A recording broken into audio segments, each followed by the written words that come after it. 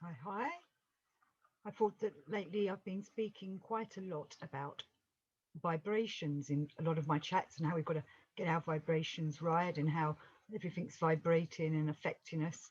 So I thought I'd do a Gurdjieff show on vibrations. And I'm going to start with a quote from Charles Stanley Knott, who says, talking about his experience in the Gurdjieff groups he is, another group investigated rates of vibrations.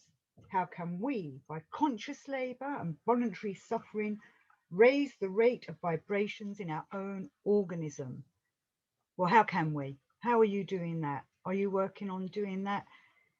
This is all what part of the work is of doing. We're trying to raise our vibrations so that we've got finer vibrations and then we can um, make contact with our higher centres, which are vibrating at a higher vibration, which is why we can't contact them at the moment because we're on a lower vibration.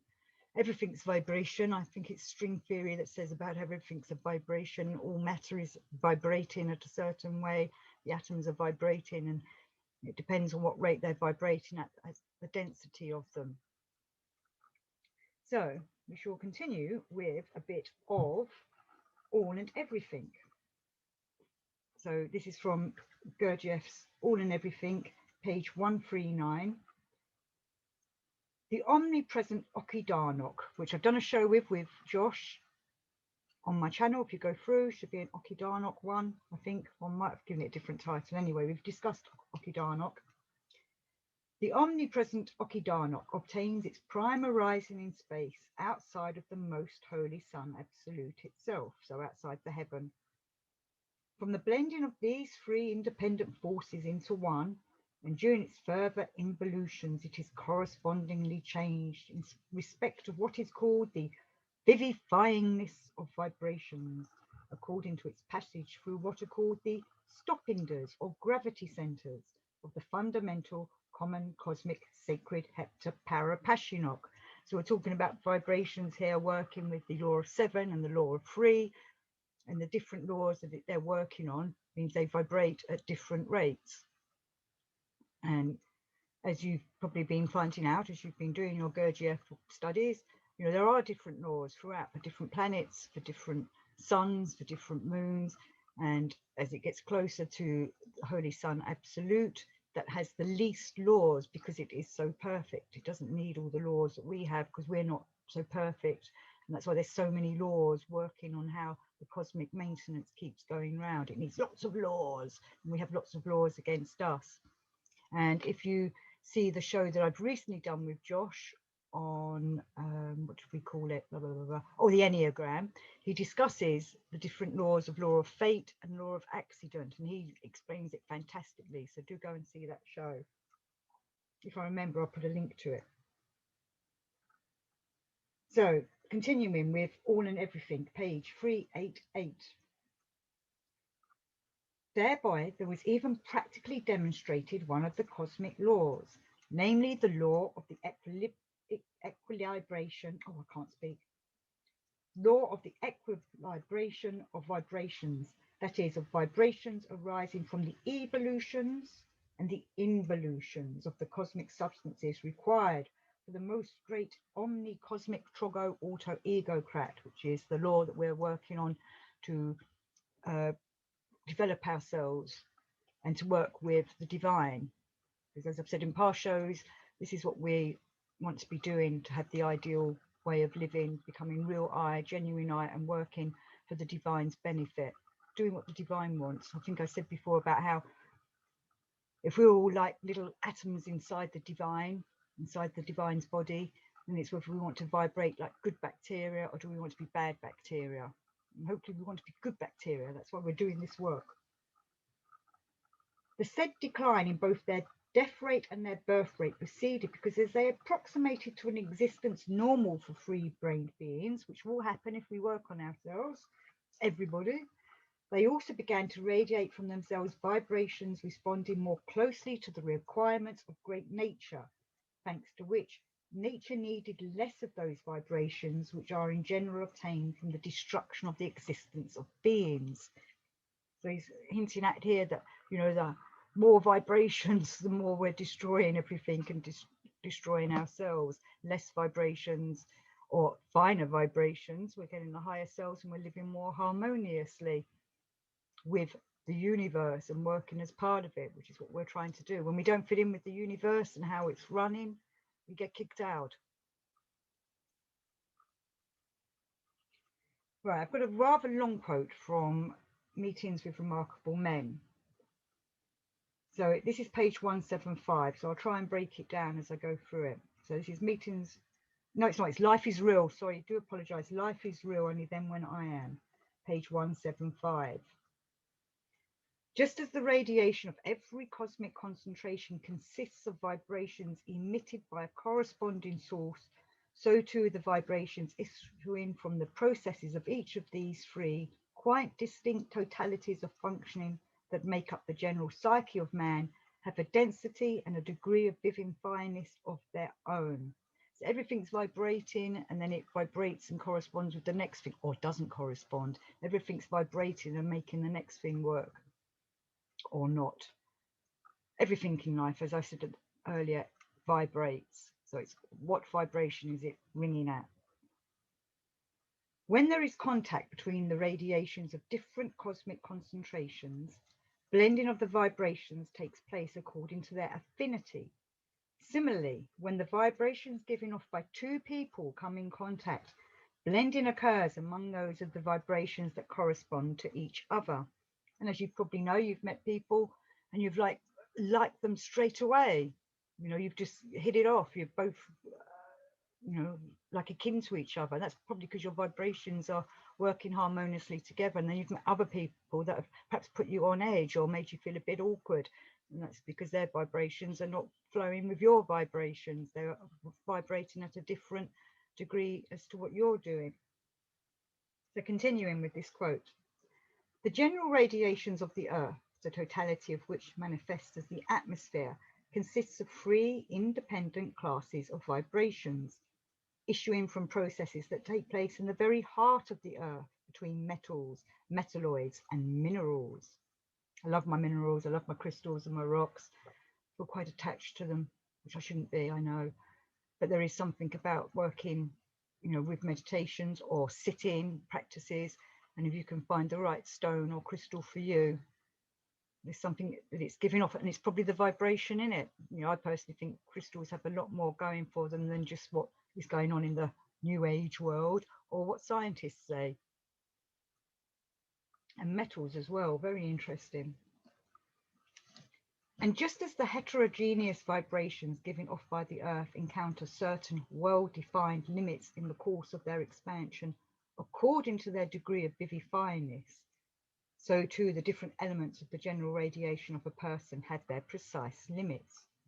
For example, while the vibrations issuing from a process of active reasoning can span hundreds or thousands of kilometers, the vibrations given off by the process of sensation, however active it may be, cannot extend beyond some 200 meters.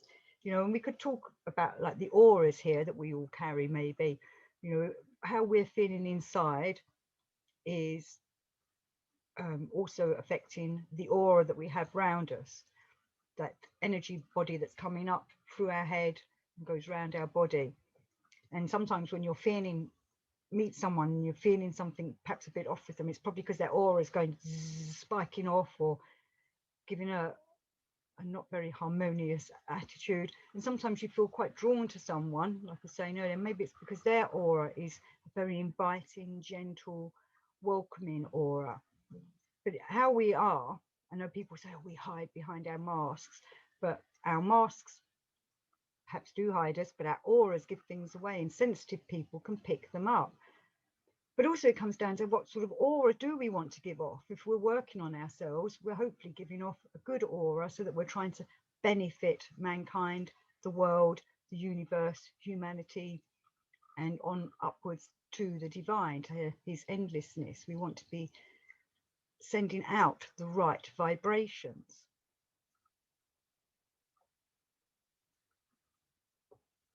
Right. In man, the three kinds of vibrations have their origin in the following three processes.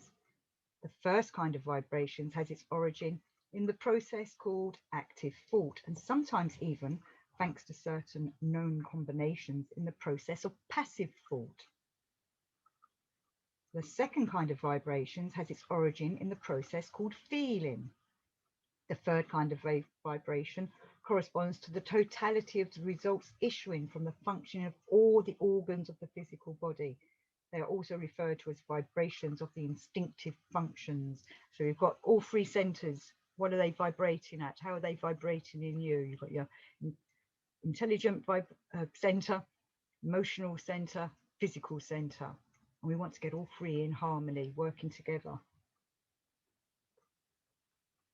The vibrations given off by the whole presence of a man in a state of complete relaxation, constituting themselves an atmosphere analogous to the spectrum of colours, having a known limit to its expansion. And as soon as a man begins to think, to feel, or to move, this spectrum-like atmosphere changes, both as to the volume of its expansion and to the quality of its presence. And I think colour is a very important thing. Gurdjieff discusses colour quite a lot in the books. And again, back with auras, auras give off certain colours of how you feel, how you are. Yellow is normally seen as quite a calming effect or a peaceful colour. Green is growth, healing. Blue is another calming colour. Red's normally seen as quite an angry colour, but it can also be used as an energizer. I think orange is a bit more of a neutral, but can't remember off the top of my head about orange, but you find the colours that suit you.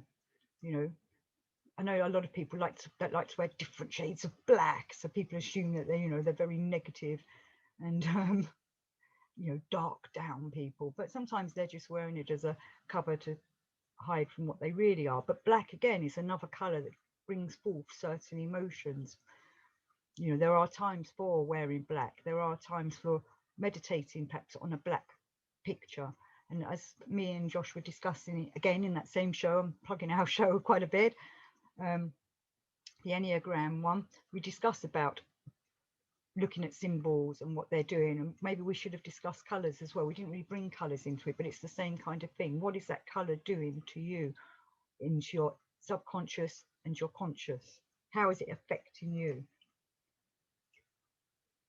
So last paragraph of this quote from Life is Real.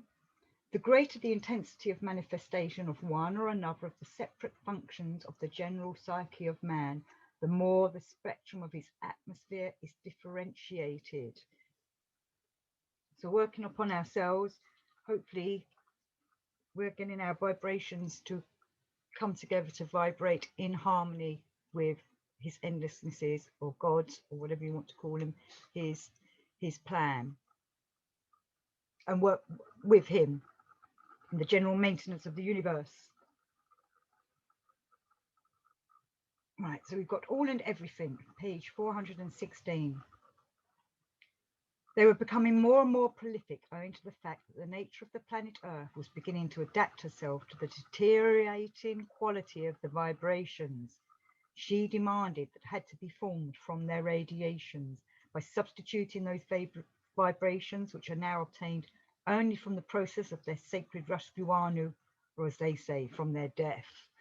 When we die, our vibrations that we had when we were dying go on to feed the earth and the moon. But not even just when we're dying. As I said, living our lives, we're trying to send out the right vibrations to help with the growth of this planet, the moon, and the rest of the cosmic universe. Everything's in development.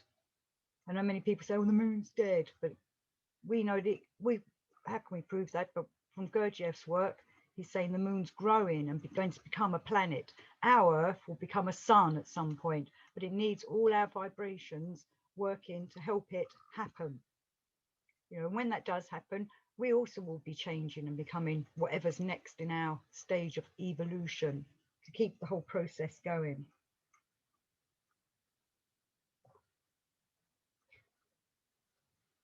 In the last show that I did with Josh, we did also discuss sacred geometry and sacred buildings and how the vibrations in them create an atmosphere to work on yourself, an atmosphere that's grounding yourself and helping to bring the conscience up, hopefully. So this is from All and Everything. And I mentioned that because I'm going to talk about the learned members of the clubs of adherents of legomanism. So this is from page 466. And these are groups in Beelzebub's towels, some of the learned teachers and students, and what they understood and were trying to tell the rest of the free brain beings, humans, how to develop oneself.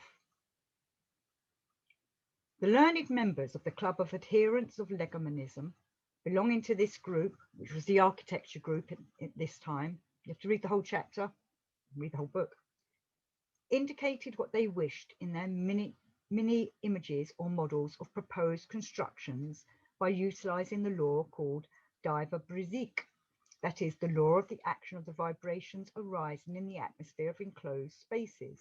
So this is when they were discussing making secret buildings for people to pray in, meditate in, work in, find a safe space, you know, to reconnect with the whole of the vibrations of the universe, to try and get involved with the continuing development and work that we should all be part of.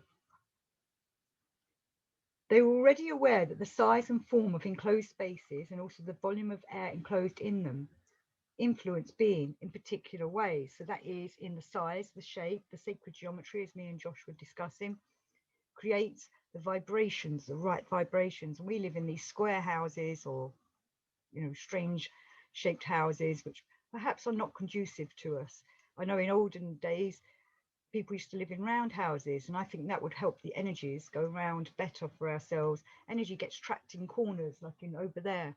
You know, if your studies of I was going to say Qigong then, Feng Shui, that says the same thing. Energy gets trapped in corners and in the sides of places. We need to clean all them out. You know, unless you can do that, you smudge your house, use joss sticks or whatever. You need to cleanse and get them stagnant energies out. They get trapped in them corners, trapped over there. Oh, I can't point properly. And we need to bring it all out and get everything moving, because energy needs to keep moving, otherwise it becomes stagnant and then it stops vibrating at a higher rate and slows down and becomes full of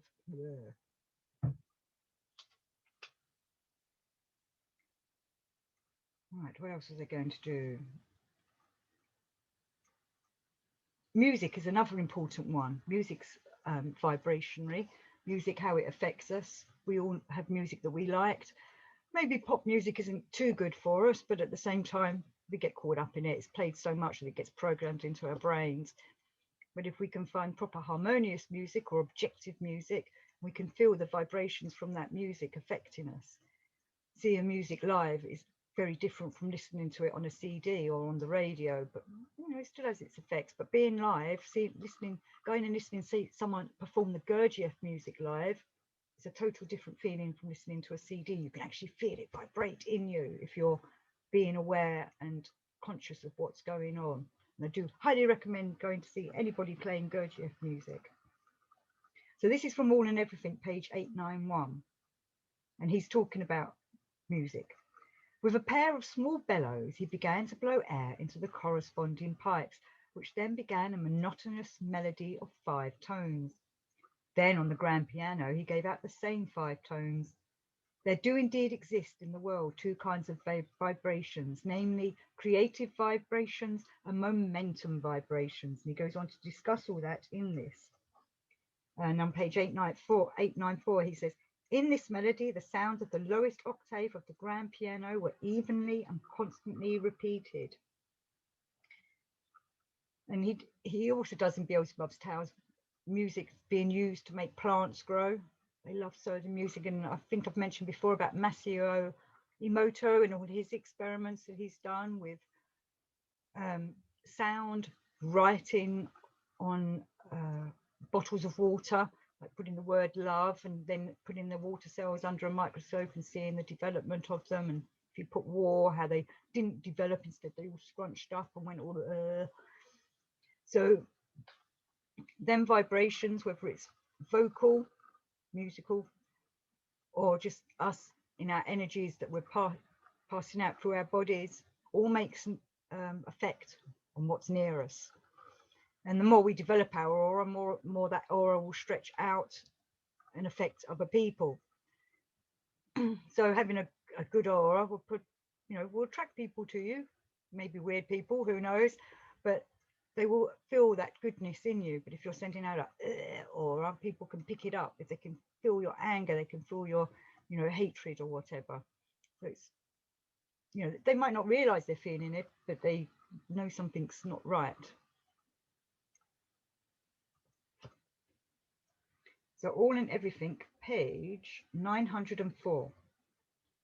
Every form of life has its own total of vibrations proper to it, which represents the totality of all the vibrations engendered from the various definite organs of the given form of life. And this total varies at different times in each form of life and depends on how intensely these variously caused vibrations are transformed by the corresponding sources or organs. Now, all these heterogeneous and variously caused vibrations always blend within the limits of the whole life in the general subjective chord of vibrations of the given life. So again, like what I was saying, it's how we vibrate with other people and how we get affected by things. And of course, all this working on ourselves makes us more alert, aware of how we are being affected by these things, by life outside and other people's vibrations as they come towards us, and may make us more, I want to say alert again, aware of what we're going to do with that vibration, how we're going to treat it, or whether we're going to absorb it, or whether, not say block it, but be aware that maybe someone's coming towards us who's in a very negative mood, and we can pick that up. But if we're aware of what's happening, then we don't let it affect us. We're just aware that that person's in a negative mood. That's why they're in a bad way, or could be a bit snappy or something. And maybe we can hope to help them by sending better vibrations from ourselves out towards them, healing vibrations or something, or be an understanding person, or perhaps listen a little bit more than you would normally or something.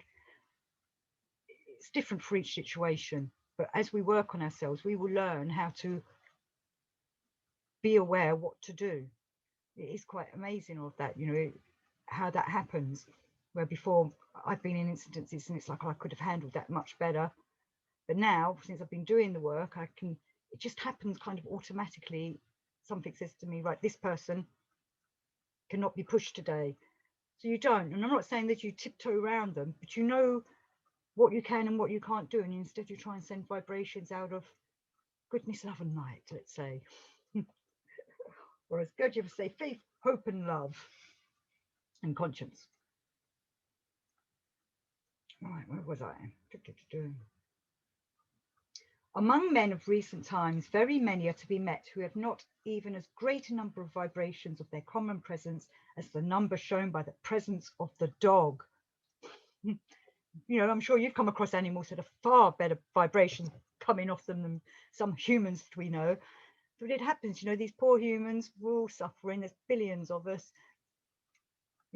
What's the saying of, remember that everyone's carrying a burden.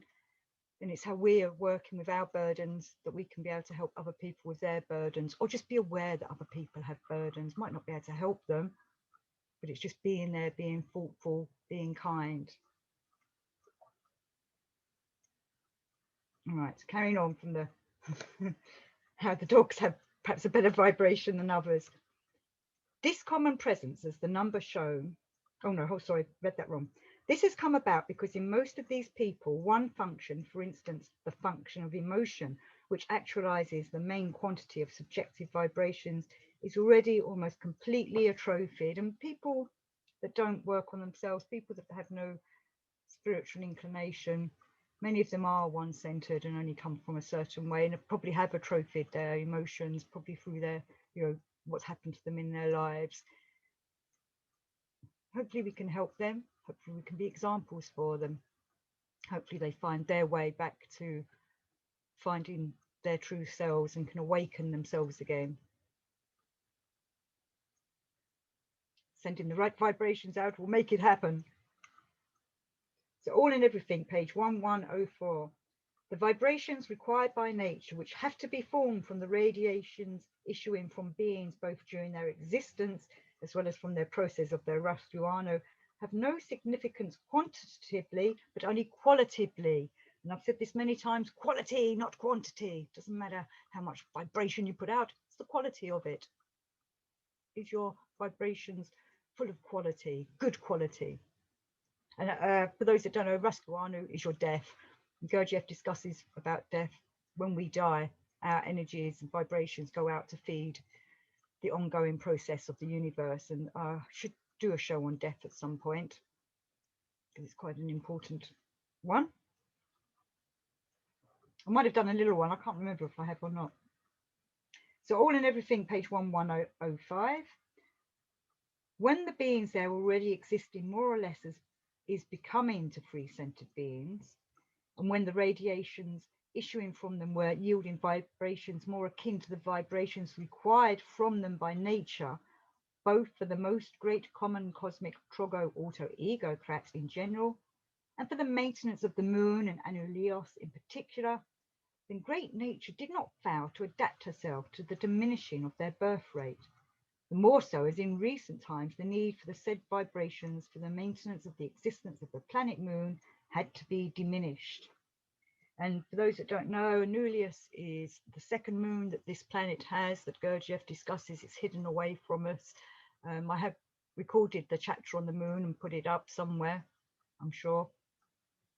And I know on the Internet Archive, I've got all the audio for all of Beelzebub's tales, and other people have read it out. If you don't want to read the book, go and listen to it. But it's all part of the cosmic harmony and the world maintenance and the universal maintenance. And our vibrations contribute towards that. Well, many people are asking me about the law of seven again, and I myself sometimes get it quite confusing. So I've got a quote from In Search of the Miraculous about the law of seven and vibrations. So In Search of the Miraculous, page 122, and then I'll go on to 123. In order to understand the meaning of the law of seven, it is necessary to regard the universe as consisting of vibrations. Thus, vibrations proceed in all kinds, aspects, and densities of the matter which constitutes the universe, from the finest to the coarsest.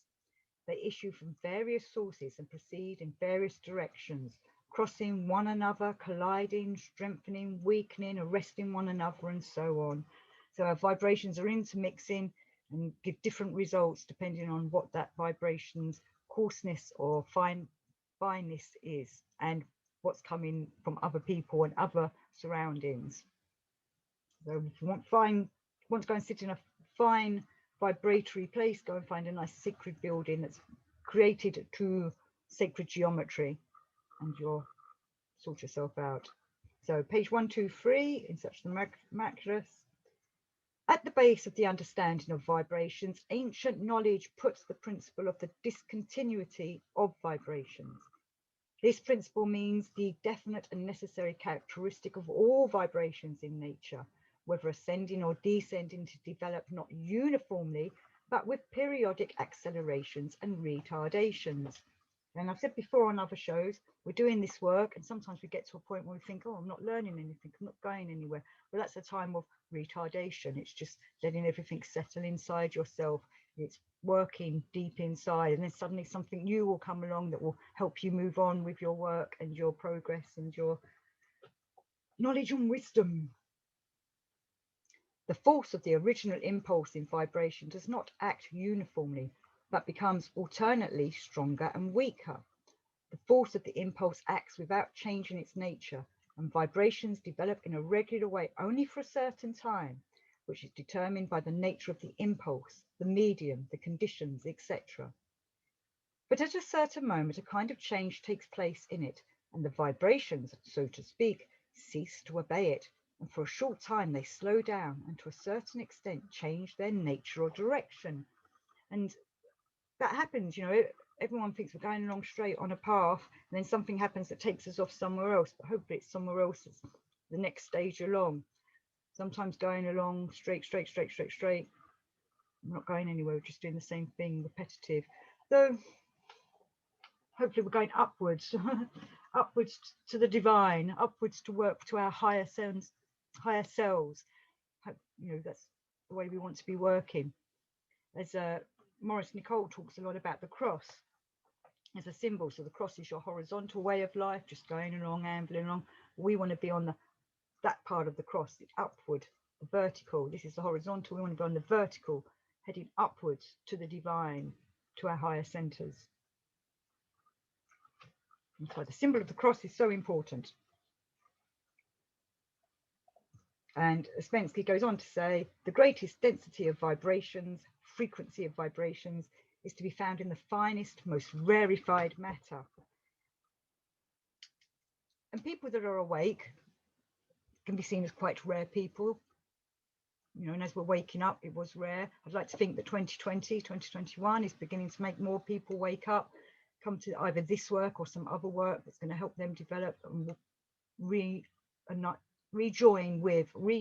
with the divine in them, the divine spark that is within us that connects to the divine. So keep your vibrations high, keep your vibrations fine, and until next time, listen out.